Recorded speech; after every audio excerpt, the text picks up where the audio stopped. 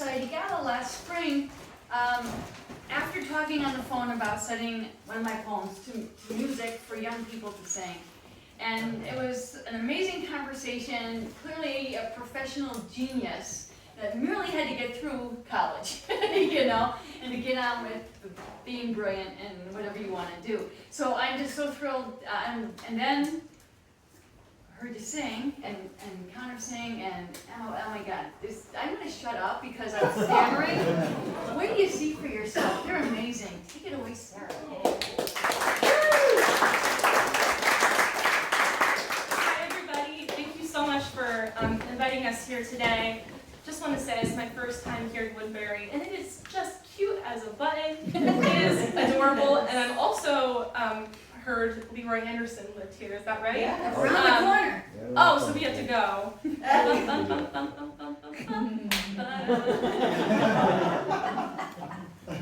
So, this is the joy of art song and poetry, and as you can tell, there's so much joy and music to be had here. Oh, okay. So,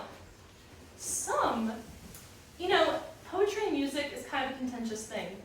Working with poets and musicians, we can get ego involved. So Victor Hugo sort of famously had an opinion about this. Nothing irritates me as much as that stubbornness in turning beautiful verses into music. Musicians have an unfinished art, so they have some fixation in completing poetry, which is a complete art. But I'd like to argue with Mr. Hugo here. Poetry is music. You are organizing sounds in time. How we define music is also organizing sounds in time. We're the same. So we're going to talk about 4 things today. I'm going to talk to you about the history of art song, what it is. We're going to do a little intro to text setting. We're going to talk about the intergenerational educational art song project that all 3 of us are involved in, as well as Sandy and Jack here. And we're going to end with a little discussion if we have some time. I'm getting over a little something, cough on cue. So our program will be truncated because some of the notes in the music I have chosen I'm not able to hit today. So we'll be skipping those. So, what is art song? Art song is a musical setting. Oh, sorry, I skipped a little bit. I'd like to introduce. I wanted to introduce us. So, I'm Sarah. I'm about to graduate next weekend, with my degree in vocal performance and music composition from UConn. And I'm a composer, which is the person who writes music. I'm also a conductor who does this thing, in front of a choir, and I'm also a singer. Conor, would you like to introduce yourself? Sure. Hi, my name is Conor. I am a singer. I'm a baritone, and I'm also going to be graduating next weekend. And this is kind of perfect because I'm both a music major and an English major, so. Oh,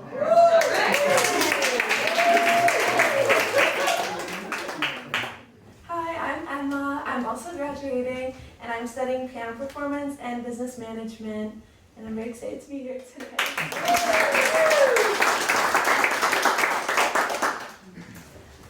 Aren't they amazing? So, what is art song? Our fascination as singers, collaborative pianist, and composer is art song. Art song is a short piece of music for one solo singer and piano in what we call the Western classical canon, so classical music from the West, including Europe and the United States. The lyrics are usually a pre-existing poem. The whole point of art song is amplifying a poem's meaning through compositional techniques. This tradition has been going on since the Renaissance era in Italy.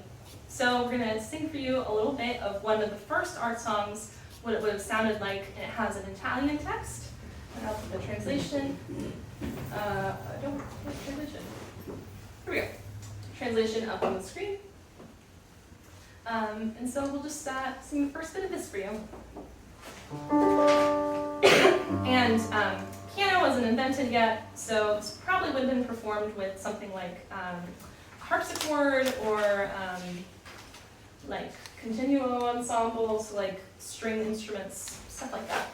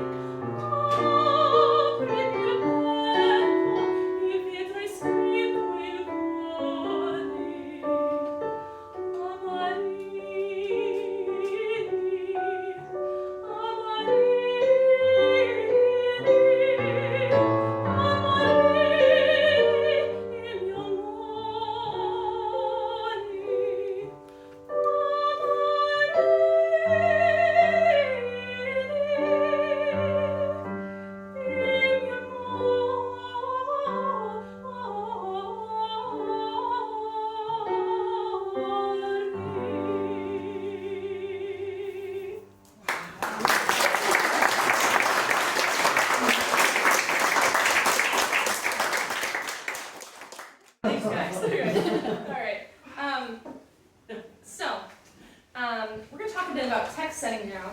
So the first step to writing an art song is arranging a poem into a rhythmic and melodic line that matches the natural contour and rhythm of the spoken words. So I'm going to give you an example on the spot. We're going to improvise. Can the crowd offer me a phrase, something mundane? A sentence? Any phrase? Here comes trouble. Here comes trouble. Oh, this is easy. Okay. So let's think about the scansion of this. So I'm going to think about, maybe it's here comes trouble. So 3 stresses and 1 unstress. Here comes trouble. Just roll like a diminished chord. And so the high point of the phrase is trouble, right? That's the most important word. So I'm probably going to lengthen that syllable and also put it on a higher note to emphasize that. I might also like ornament it a little bit with some extra notes. If you're singing multiple notes on one syllable, that's what we call a melisma, M-E-L-I-S-M-A. It's an Italian word, and that's what that is, multiple notes on one syllable. So just give me a diminished chord. Here comes trouble.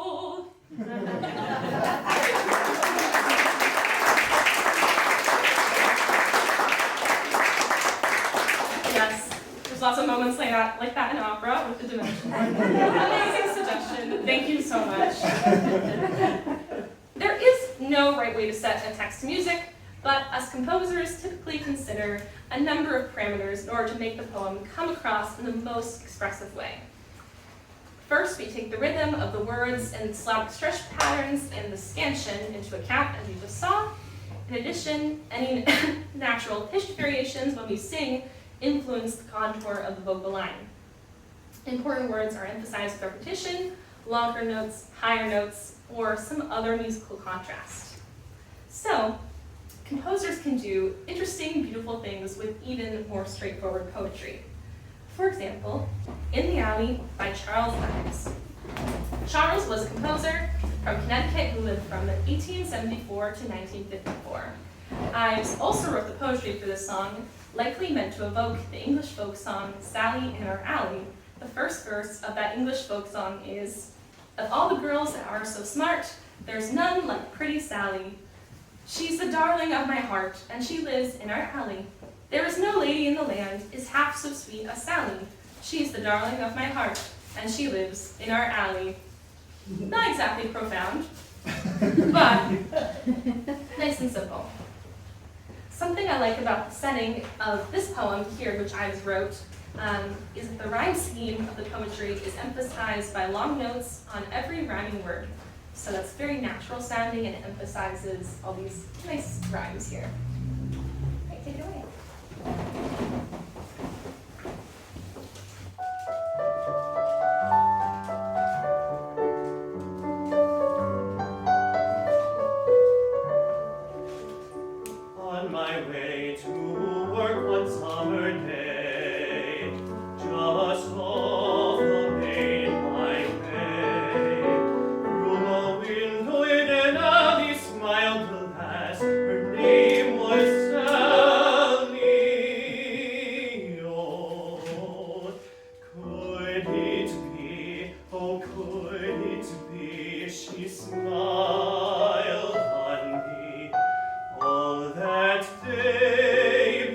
before my eyes amidst the busy whirl came the image of that lovely Irish girl.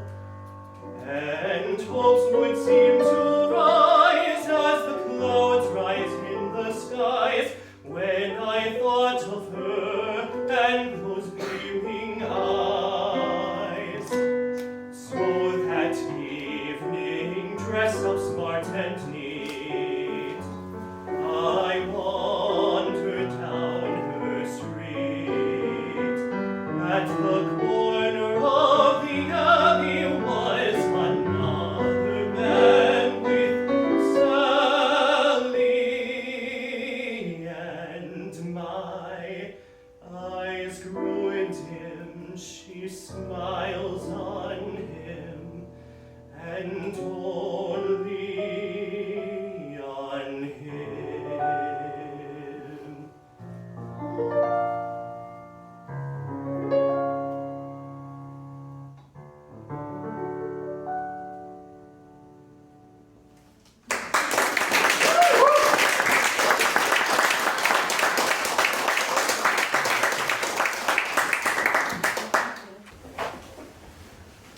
So, as you've seen throughout this presentation so far, the art of art song is very much alive and well today.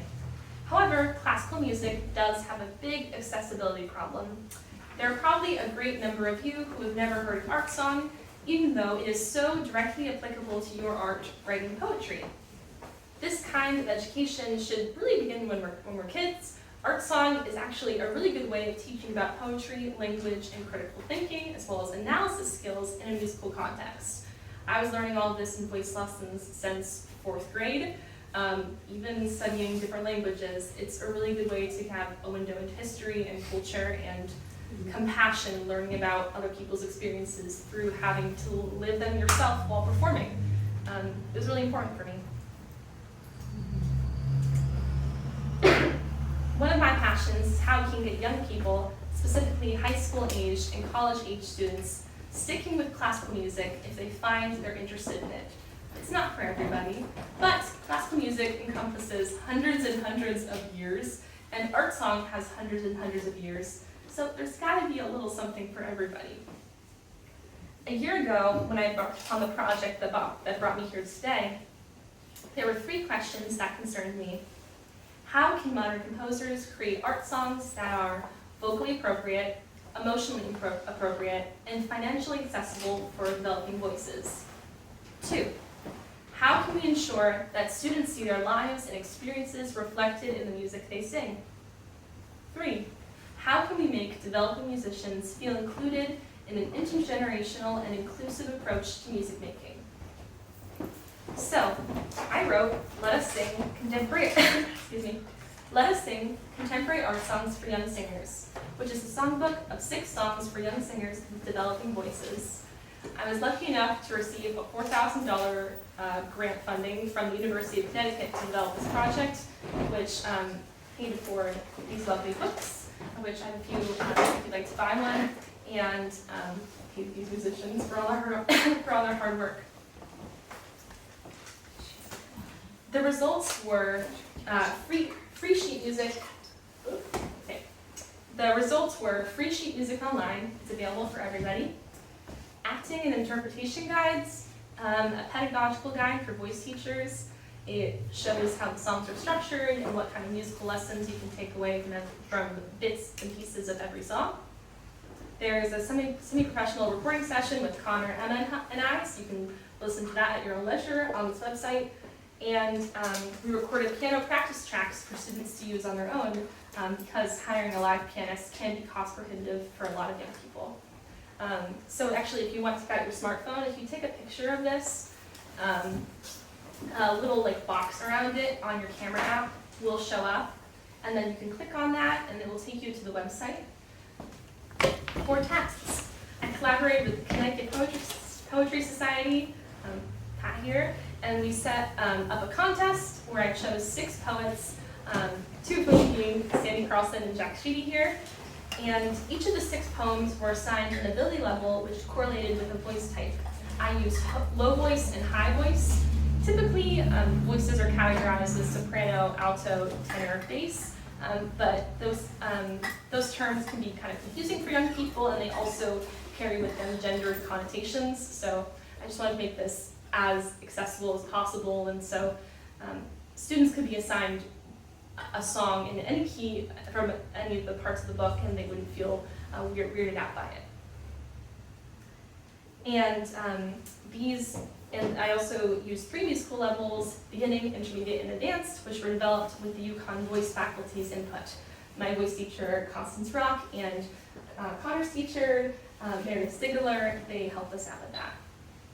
And so we're going to share with you today 4 of the 6 songs. The first is Dust by Sandy Lee Carlson. Would you like to read the poem? Sure. Dust. The residue of time settled into the crevices of home. Letters and autograph books, charms on necklaces, greeting cards from men whose names are lost to time. Generations of these spelling out for your heart the facts of others' lives. It won't be gotten rid of. Both finite and infinite, it wills its story into your being, reminding you you are part of a long story you will come to know in rituals that include honoring these treasures and moving on with mourning, slicing apples, toasting bread, sitting on the back porch, watching the birds you just fed take off, hearing them sing to you and to each other, affirming the fact of being alive, satisfied with others or their kind and others again, as you gaze into the universe of treetops, listening to them sing your story.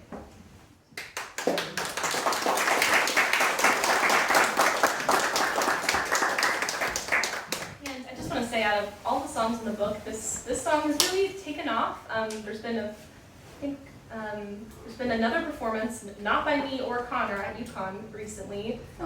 So people are assigning this song to their students. So I hope you enjoy Conor singing this. He does a beautiful job.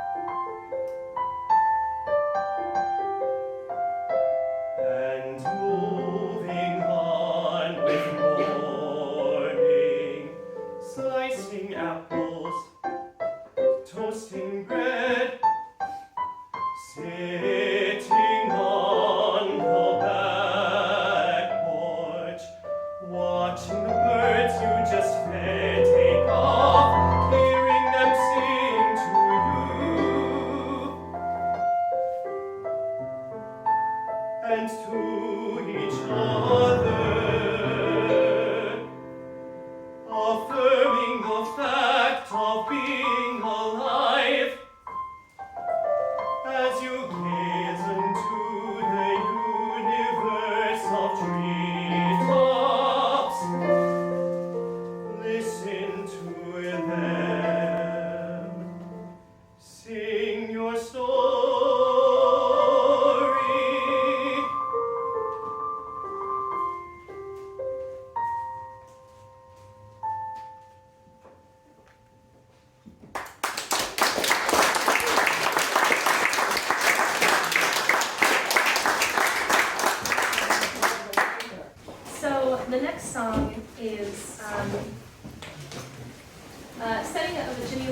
O'Connor's poem. I'm sure a lot of you know Jill O'Connor from the Connecticut Poetry Society. Yeah, and she also edits Grayson books or something like that. And I've sent a lot of her work to poetry. A lot of her work to music. In fact, her Salem Witch Trial inspired poems were the first I ever set to music, and what sort of started me on this journey of writing art songs. So this is her poem, Trying to Teach Travis. Connor, you gonna read this one?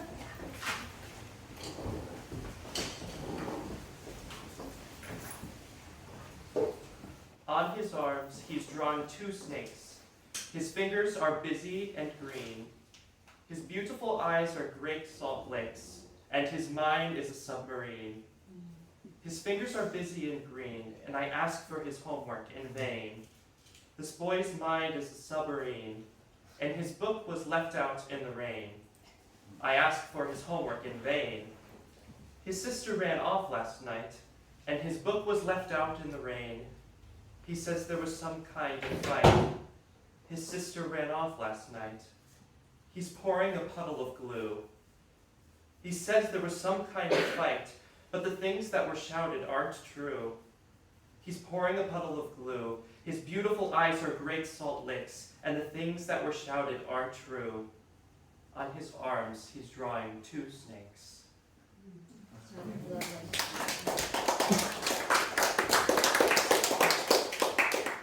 So before we start, if you ever want to approach a composer with poetry, this is a really good example. All the poems here are great examples, but you'll notice, there's stanzas that suggest musical form. There's a great deal of repetition, and the phrase lengths are quite short. So there's lots of time for me to elongate things in music. So that way I don't just have to set each syllable with 1 note. I can set, melismas, as I talked before. I can actually create a musical line out of it. That's something that all the poems I chose did a really good job of, but this is what tends to sound really good in music, these sort of shorter phrases that give me enough room to work with.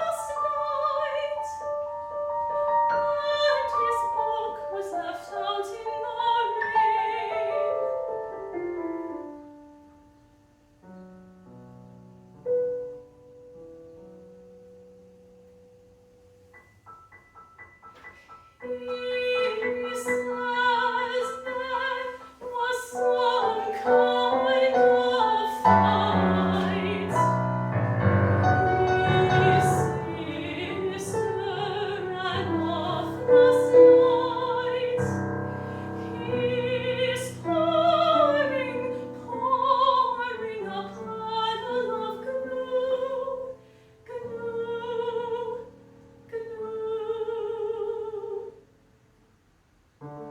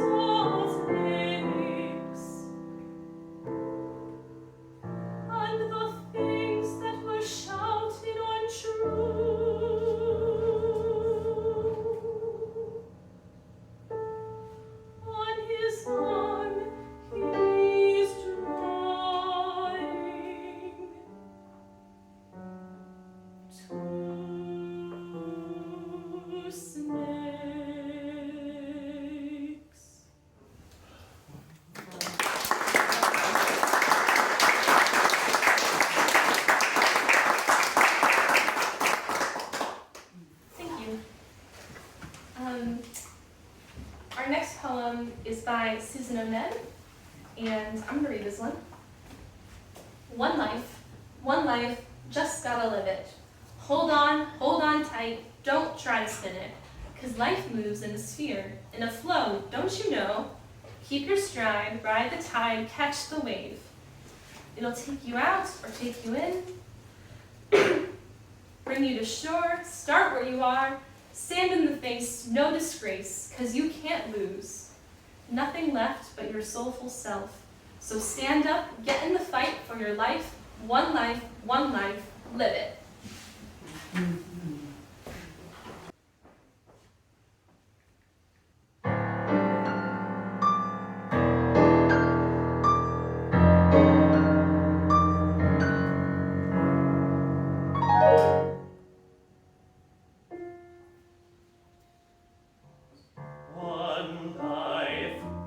One life, just gotta live it. Hold on tight. Don't try to spin it. 'Cause life moves in a sphere, in a flow. Don't you know? Keep your stride, ride the tide, catch the wave. It'll take you out or take you in, bring you to shore, start where you are, stand in the face, no disgrace.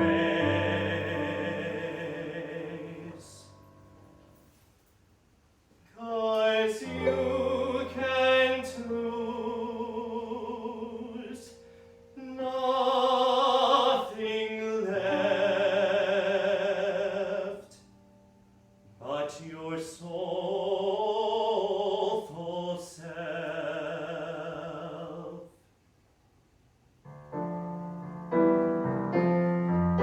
Stand up, get in the fight for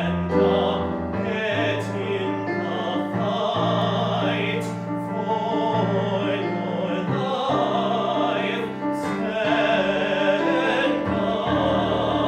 Stand up.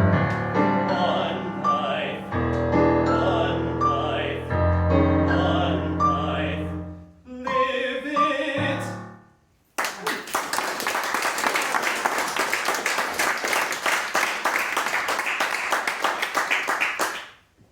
So you'll notice I took a bit of poetic liberty. So you realize stand up is repeated more times than what Susan has written in this poem. Composers are allowed to do that. If you're the poet working with the composer, you're allowed to say, I hate that, please don't do that. But usually it's because, and in this case, I needed more melodic material in order to get back to the recap of the one life. So that stand up served as transitional material, allowed me to take the harmony from one place to another, gave me the space and time to do that. So those are kind of the things that can happen. Actually in the case of this next poem, you'll notice the last two lines, I actually cut from my version of the setting because I had this like cute little button at the end, and like the momentum of the song was just gonna be wrong if I included the last two lines.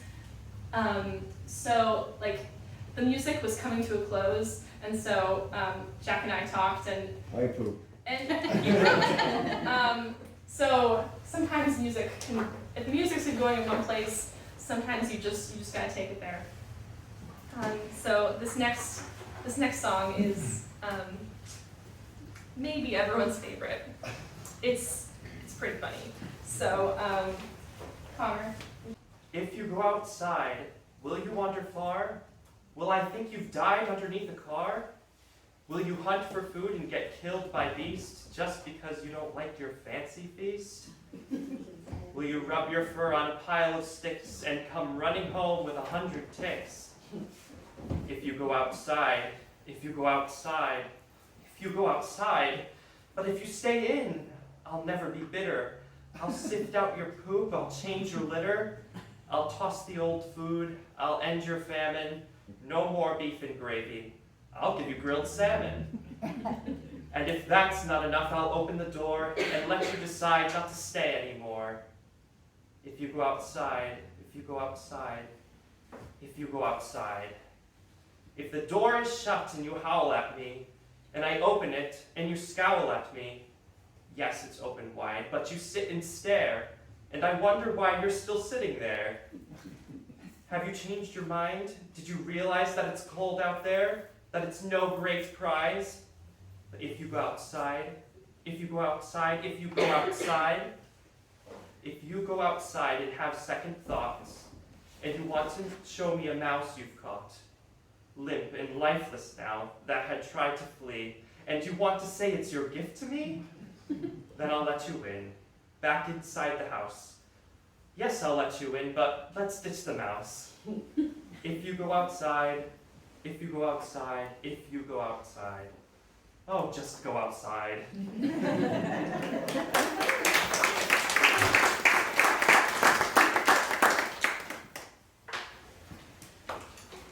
So, at the beginning of all the songs, there's a little, it tells you how fast it should go. That's called the tempo marking. And sometimes I like to write little cheeky things. And this one is a feline waltz. Something I did, because I'm not a cat owner, I'm definitely allergic to cats, is I watched a bunch of cat videos. I noticed the way they moved so slinkily. And I thought, what better than a waltz?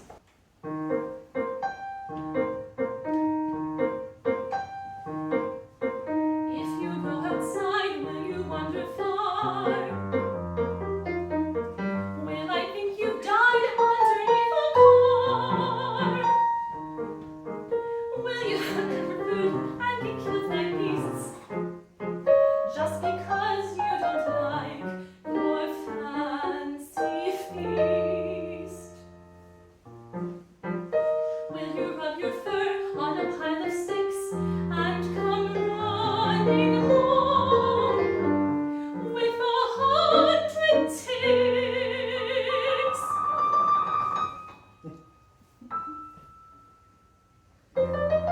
If you go outside, if you go outside, if you go outside.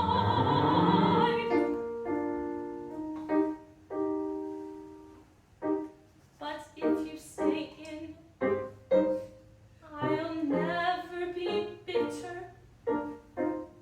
I'll sift out your poop. I'll change your litter.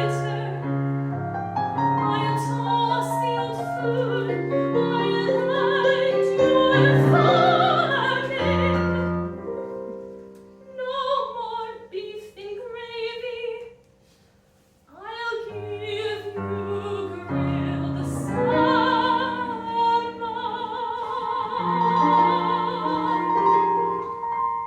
And if that's not enough, I'll open the door and let you decide not to stay anymore.